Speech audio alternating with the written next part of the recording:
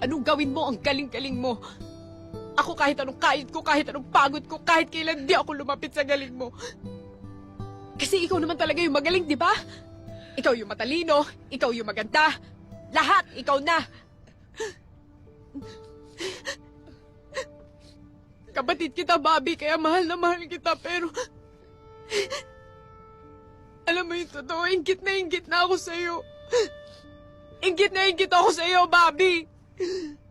Pero bakit parang galit ka?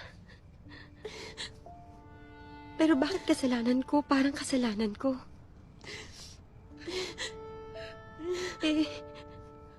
Sa totoo lang naman ako nga yung inggit na inggit sa inyong lahat. Kasi meron kayo ng mga bagay na sana meron din ako. Sana meron ako ng maternal instinct mo.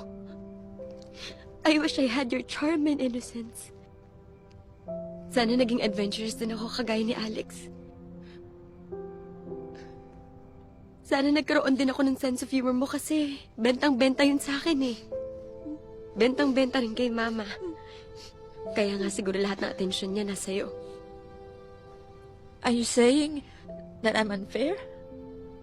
No, Ma. I'm saying you have your favorites.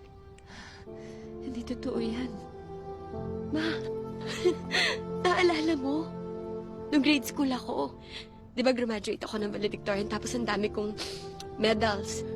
Tapos si Teddy isa lang. Pero siya pa rin yung pinuri mo. Tapos naalala mo nung umuwi ako sa bahay tapos gutom na gutom ako. Tapos nagalit ka sa akin kasi kinain ko yung ulam na tinabi mo para kay Teddy. Tapos umuwi ka galing Divisoria, meron kang dalang mga pants. Tapos ang sabi mo sa akin, wag muna akong pumili kasi pipili si Teddy. Siya yung panganay, dapat siya yung pumili. I'm sorry. I didn't know you felt that way.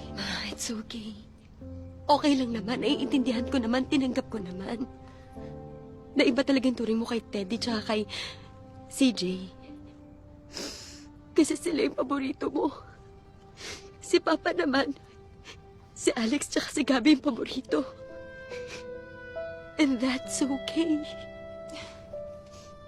That's okay. Kasi yung importante sa akin, binuhay niyo ko, binakain niyo ko, pinag-aral niyo ko, binihisan niyo ko, minahal niyo ko. Kayo ni Papa. And that's good enough for me. Kasi growing up naman, nandun si Alex. Siya lang yung may favorite sa akin. Noon.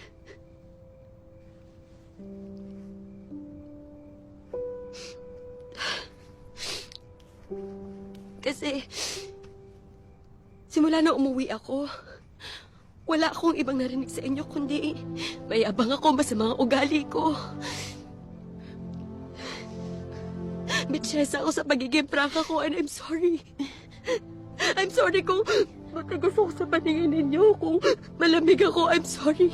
I'm sorry. Ate, hindi naman totoo yun. No, CJ, it's okay.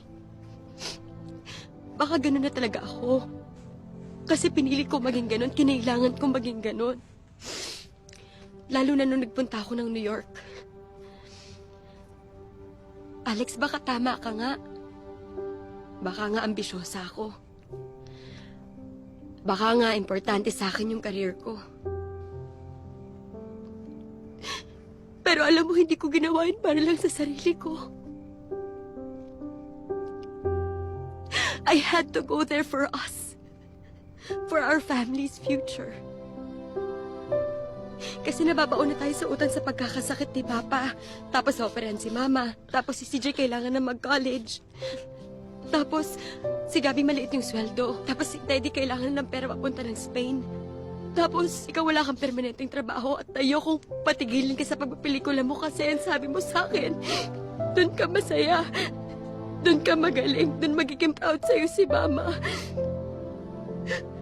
Kaya kahit gustong-gusto kong umuwi, kasi ang lungkot. Ang hirap-hirap mag-isa. Miss na miss ko kayong lahat. Pero lahat yun tiniis ko. Nagpakatatag ako, nagpakatigas ako kasi kailangan ko. Pero hindi dahil matigas ako, wala na akong pakiramdam. Na hindi na ako nasasaktan. Nasasaktan din ako. I'm sorry, anak. I didn't know you felt that way. Ma, hindi kita sinusumbatan, ha? I'm sorry. I'm I sorry. thought I was being fair. Because in my heart, I loved you all the same way. Kaya lagi lang ako nakatingin kay Teddy at kay CJ. Yan sila, sa lahat sa inyo, sila yung mahina. Sila yung lagi nagkakasakit, di ba? Laging kailangan ng atensyon. Pero kayong tatlo, you've always been independent. Malalakas kayo. Matatapang. Anak, sorry ah. Sorry. Sorry. Ma, it's okay.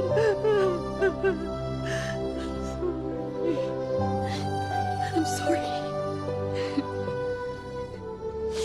I want you to know I'm so grateful for all you've done for us. Thank you, Ma. Thank you. Ikaw din. Nagpapasalamat ako sa iyo, Teddy. Dahil alam kong nagsakripisyo ka rin sa ibang bansa. And I want you to know, I will love you kahit ano ka pa. Kahit ano ka pa. I'm sorry, Ma.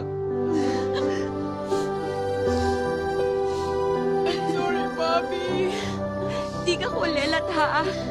Okay? Okay?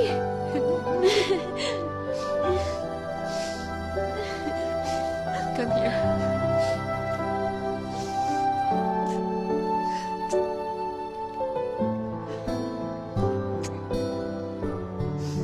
Kung may pagkukulang ako sa inyo, I'm sorry ah.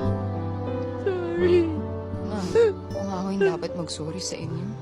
Dami kong pagkukulang sa inyo. Ako naman ho talaga yung pasaway. Pero ma, kahit gagat pasaway ako, gusto ko lang naman kasi maging proud kayo. I know. Eh, inaayos ko yung buhay ko eh. I know, anak. I know. I know. Sorry, ma. I'm not perfect. But I am your mother. And I will always love you the best way I know how.